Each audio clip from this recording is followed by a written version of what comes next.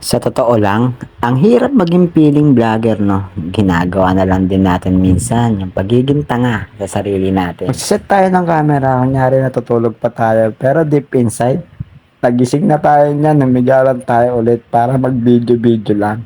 Ang hirap maging tanga no?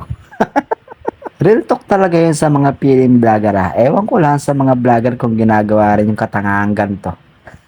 Yung tipong hindi mo puputulin yung video tapos mapapanood mo na lang. Para ka palang tanga sa ginagawa mo no? Heto na naman yung pangalawang katangahan ko. In-stop ko na yung unang video na hindi ko na kinat. Tapos nag-play ulit ako sa kabilang view naman tayo kasi babangon nga tayo, nakabangon na tayo sa unang video, di ba? Pupunta naman tayo ngayon sa CR para ipakita ko nga sa inyo. Tapos pupunta ako sa gilid, i-stop ko na naman yan, tapos panibagong cut na naman, nagsasaing tayo dyan o nagpapakulo kung ano man yan, katangahan pa rin yan. Pupunta na naman ako sa likod ng camera ko, tapos papatayin ko na naman, tapos ilalagay ko na naman sa ibang view yung cellphone ko, o di ba? Tanga-tanga talaga yon. Para lang ipakita ko sa inyo yung baho kong sinain tsaka yung mantika kong pinaggamitan. Anong pakinala sa mantika tsaka baho mong kanin, di ba? Tanga yon, magpupunas-punas pa yan, kunyari masipag at malinis yung lamesa, pero ang totoo hindi naman. Tapos yung pinagkapehan kong baso, hindi ko na mahinugasan yan, talagang pagkalagyan ko na mainit na tubig yan.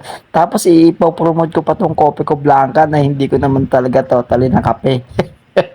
Diba? Pero ito lagi talaga ginagawa. Ito talaga yung kape na gusto ko. Kope ko blanca. Oy, baka naman. Gigilid na naman ako niyan at ipopost ko na naman yung camera ko. Siyempre, kukuha muna ako ng mainit na tubig dahil wala pang tubig na mainit yung kapeng nilagyan ko sa kope ko blanca. Eto sa totoo lang real talk lang ulit Hindi ko alam kung na-experience to ng mga vlogger pero sa palagay ko, oo. Parang pinagbumukha rin nilang tanga sarili nila no? Parang ako. Ipapakita ko pa talaga yung kape ko sa camera. Akala mo naman mamahalin, tigdi sa star naman, twin pack pa. Ito na naman yung pangalawang katangahan ko. In-stop ko na naman yung pangalawang video ko. Ito na yung pangatlong katangahan ko. Kunyari, nag-i-emote-emote, nagkakape sa pintuan, tumitikim-tikim ng kope ko blanca.